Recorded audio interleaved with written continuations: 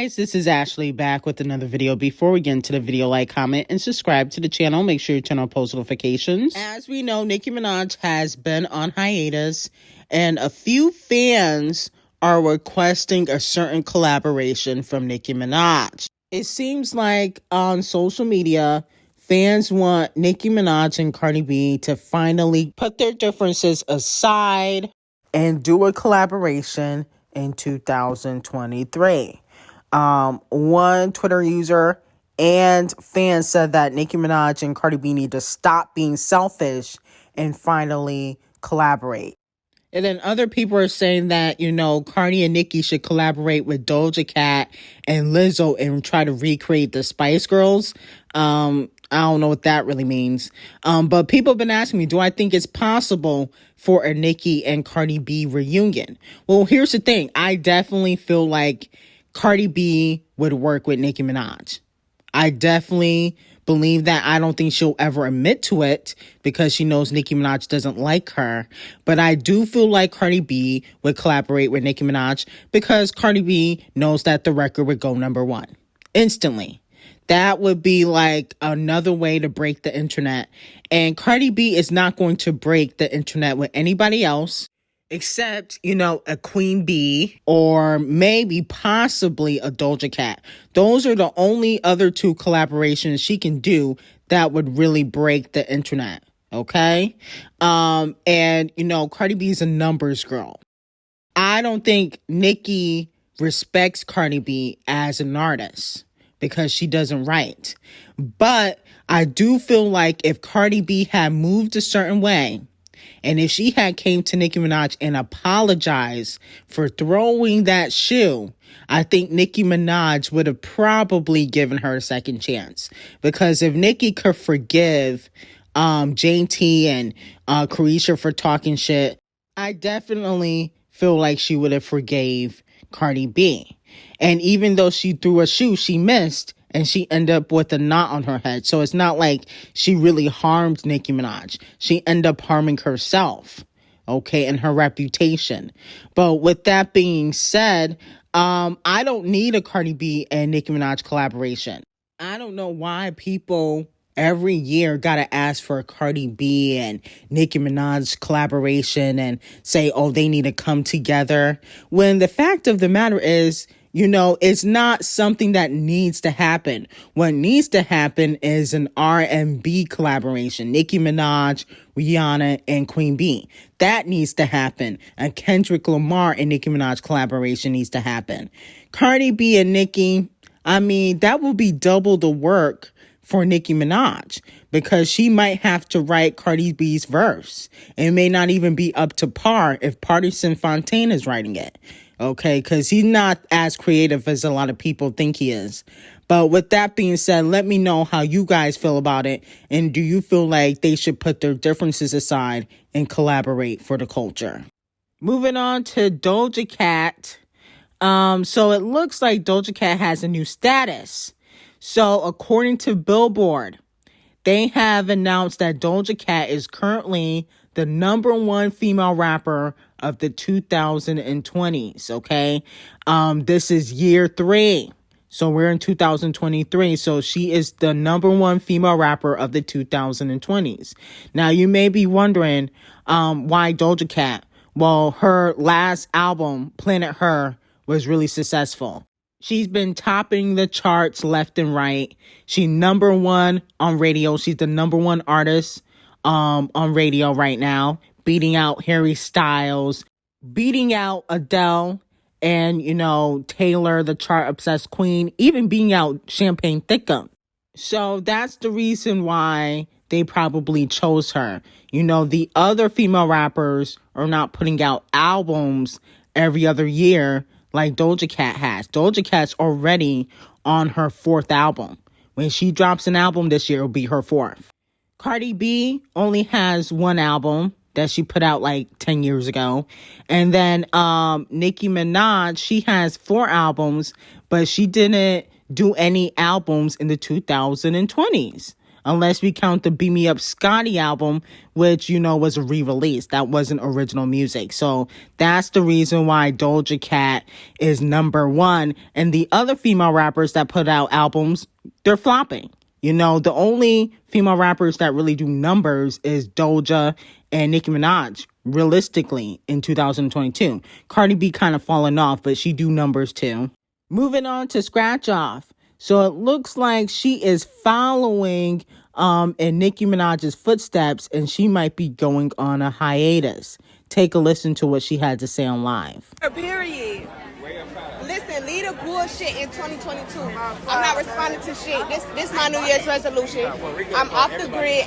Matter of fact, this is going to be my last time on social media for a minute. I'm using my... So it looks like Scratch Off is planning on doing a mini hiatus. You know, she wants to get off the grid, off social media. She says she's not responding to any of the fans or trolls. She wants to start off the new year fresh, but it looks like she's still posting on social media. So I don't know if she knows what off the grid means. Off the grid means you're not posting. Okay. But I understand she needed to post about Gangsta Boo because she, you know, sadly passed away, but she's also been posting her and Miley, all these different pictures. So I don't know what her definition of off the grid is, but this is not really a hiatus. Okay. And I can't even really see Lotto doing a hiatus because she's forgettable. You know, if she goes away for like 5 months, nobody's going to remember her. So I don't think that would be a good idea. Moving on to Queen B, it looks like she is getting clowned and called overrated. And a lot of people seem to agree. Let's take a listen. Who is the most overrated artist? Beyoncé. I don't fuck with her music. I don't know why. To me, it's just like nothing special, and everyone just loves her, and I don't care for her music. Drake and Beyonce. Why? Because Drake steals lyrics and Beyonce barely does any of the work besides the singing. What is your most controversial music opinion? Beyonce is not the queen. All right, why is she not the queen? Look at the numbers. She's not the number one. Beyonce is overrated. All right, why is she overrated? Carly Rae Jepsen is the true queen of pop. All right, who is the most overrated artist of all time? Beyonce for sure. She's All right, awful. why? Because she's really not great. Rihanna beats her for sure. Beyonce. All right, why Beyonce? Because I feel like everyone's like, oh my god, Beyonce. But like, I've heard better. Like, she maybe had one good album.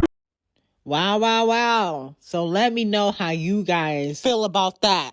My whole thing is, if Queen B is overrated, like they say, I better not see any Taylor the Icon music in their phone. Because that's the definition of overrated. Okay? But also, you know, I've noticed that a lot of Caucasian people feel some type of way about Queen B ever since, you know, she was doing the Black Lives Matter movement. Okay? Which kind of started, in 2014? And she started getting behind that, and I think she lost some supporters because of that. Do I believe that Queen B is overrated? No. Because I feel like she has put in the work. Clearly, these people did not watch the Homecoming documentary. Now, if you want to say boring, I can get behind that. She could be a little bit boring, but I would not say that she doesn't put in the work. I would not say that she's overrated because I feel like she worked hard to get to where she's at now. Okay. But those same people probably listen to, you know, Taylor the Icon. Somebody mentioned Carly Rae Jepsen. She's irrelevant. I mean, like, who cares about her? How can you even put her and Queen B in the same sentence? But people, you know, try to trash Queen B and uplift Rihanna when Rihanna is the definition of laziness and vocally overrated. You know, she has hits, but she's not that great of a singer. And people overhype Rihanna because she was doing the ganja. She's like a known pothead, you know, and in the industry, she was known as a pass around. She was known for dating a bunch of men like Lori Harvey. And so a lot of people can relate to that. I guess, like, if you have some wholeness in you, you know, you're relatable. And people feel like Queen B is stuck up. And so that's why people like Rihanna more than they like Queen B. Moving on to Lil Baby. He plays chess with Sweetie. Okay, so, you know, Lil Baby links up with Quavo during New Year's Eve. And as we know, Takeoff sadly passed away. And I think this was a chess move for Lil Baby. Mind you, prior to Takeoff's passing, he was shading Sweetie. They both were. Quavo and Lil Baby were shading Sweetie.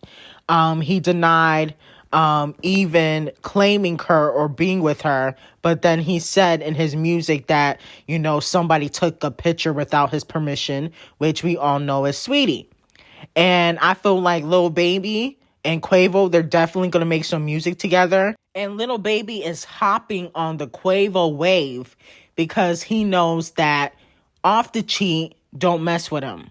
You notice Off the Cheat and Cardi were nowhere found because, one, they were performing at nightclubs. And Off the Cheat don't really mess with Lil Baby like that because Lil Baby allegedly snatched his chain years ago and effed his baby mama. You know, Lil Baby, of course, denies anything, but he did it, okay? And with that being said, that's why Off the Cheat is not around. And if you notice, Off the Cheat and Quavo haven't really been around each other since the funeral. But he went and took pictures with Lil Baby. But you wouldn't even take no pictures with Off the Cheat. And y'all supposed to be related even after Takeoff passed away. So that lets me know there's still issues between the Migos. We haven't seen no pictures of them since Takeoff passed. But you went and linked up with Lil Baby and took pictures with him right away. Interesting. So anyway, let me know how you guys feel about it. I feel like it's a chess move on Lil Baby's end because he gonna hop on the Quavo wave, get some records out, sneak this Sweetie, and the record could possibly be a hit for Quavo. So let me know how you guys feel about it. Like, comment, and subscribe to my channel, and have an amazing day.